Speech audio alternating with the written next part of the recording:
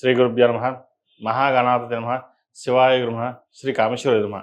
నేను మీ సోమేశ్వర శర్మ సిద్ధాంతి. మేషం నుండి మీనం వరకు ఉన్నటువంటి రాశి ఫలితాలు నా పరిజ్ఞానం సహకరించిన మేరకు ఈ వారం రాశి ఫలితాలను తెలియజేస్తాను.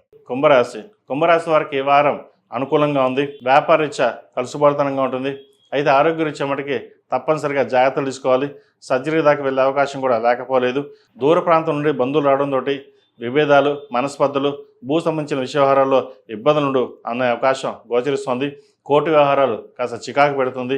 ఏదేమైనా సరే ఇంకా మనకు సంబంధం లేదు, మన పని మనం చేసుకుపోదాం అని ఎంత ప్రయత్నం చేసినప్పటికీ అది అనుకూలంగా ఉండదు.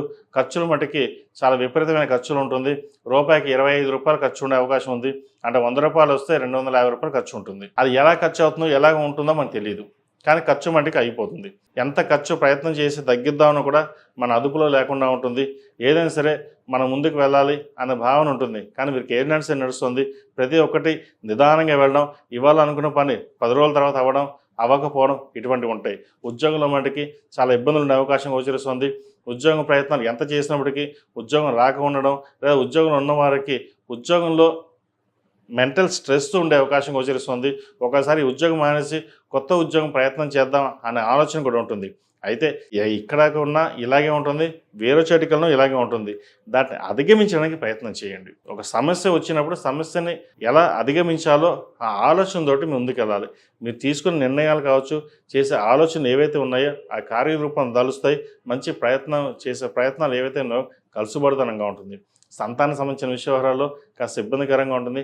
సంతానం కోసం ప్రయత్నం చేసేవారికి ఒక శుభవార్తను వినగలుగుతారు. వివాహ ప్రయత్నాలు చేస్తున్న వారికి మంచి సంబంధం కుదురుతుంది. ఎప్పటి నుంచో వివాహం కాకుండా వివాహ ప్రయత్నాలు చేసి ఇంకా సంబంధం రాదు అనుకున్న వాళ్ళకి ఈ వారం ఒక శుభవార్తను వినే అవకాశం తప్పకుండా గ్రహగతులు గోచరిస్తుంది. అదేవిధంగా రియల్ ఎస్టేట్ రంగంలో ఉన్న వారికి అంత అనుకూలంగా లేదు. రావాల్సిన బెనిఫిట్స్ రాకపోగా నష్టం ఉండే అవకాశం గోచరిస్తుంది. సాఫ్ట్వేర్ రంగంలో కూడా అంతంత మాత్రంగా ఉంటుంది. వైద్య వృత్తులు ఉన్న వారికి మటుకు చాలా అనుకూలంగా ఉంది. చిరుస్థాయి వ్యాపారస్తులకు ఒక మాదిరిగా ఉంటుంది. కుట్టు మిషన్ నడిపే వారికి, పూజా ద్రవ్యాలు నడుపుకునే వారికి, అదేవిధంగా కాస్మెటిక్స్, బ్యూటీషియన్స్, హోటల్ మేనేజ్మెంట్, చిన్న హోటల్స్ నడిపే వారికి మధ్యస్థానంగా ఉంటుంది. అదేవిధంగా కల్తీ ఆహారం తినడం వల్ల ఆరోగ్యపరంగా ఇబ్బందులు ఉండే అవకాశం గోచరిస్తుంది. జంక్ ఫుడ్స్కి దూరంగా ఉండడం చెప్పదగినది. స్టమక్ సంబంధించిన ఇష్యూస్ ఎక్కువగా ఉంటాయి. అసిడిటీ, అల్సర్, స్పైన్ సంబంధించిన ఇబ్బందులు ఉండే అవకాశం గోచరిస్తుంది. బీపీ, షుగర్ వచ్చే అవకాశాలు కూడా లేకపోలేదు. వాటి విషయంలో టెస్టులు చూసుకుని జాగ్రత్త వహించడం అనేది చెప్పదగిన సూచన. అదేవిధంగా విద్యార్థులు విద్య పట్ల ఆసక్తి ఎక్కువగా చూపిస్తున్నప్పటికీ వేరే ఇతర యావిగేషన్ వల్ల చదువు శ్రద్ధ అనేది తగ్గుతుంది. అదేవిధంగా మంచి ఉద్యోగం కోసం ప్రయత్నం, అదేవిధంగా పై చదువుల కోసం చదువుకుని వెళ్దాం అన్నప్పుడు ఈ లోపల ఏదో ఉద్యోగం రావడం, అది ఉద్యోగం చేసేసుకుందాం తర్వాత చదువుకుందాం లేనే నెగ్లిజెన్సీ కూడా ఉంటుంది. స్నేహితులకు దూరంగా ఉండడం, అందరూ మనవాళ్ళే అనుకోవడం, దుర్వ్యసనాలకు దూరంగా ఉండడం చెప్పదగినది. ఇది అందరికీ కాదండి, కొంతమంది వాటికే. ఎందుకంటే ఏదైనా వారి జాతకాన్ని బట్టి ఉంటుంది. రాష్ట్రాలు బట్టి మన రాష్ట్ర గోచారం బట్టి ఈ వారం చెప్పడం జరుగుతుంది. అయితే వాళ్ళ ఇండివిజువల్గా జాతకాన్ని బట్టి ఎలా ఉంటుంది ఏంటి అని చెప్పడం జరుగుతుంది.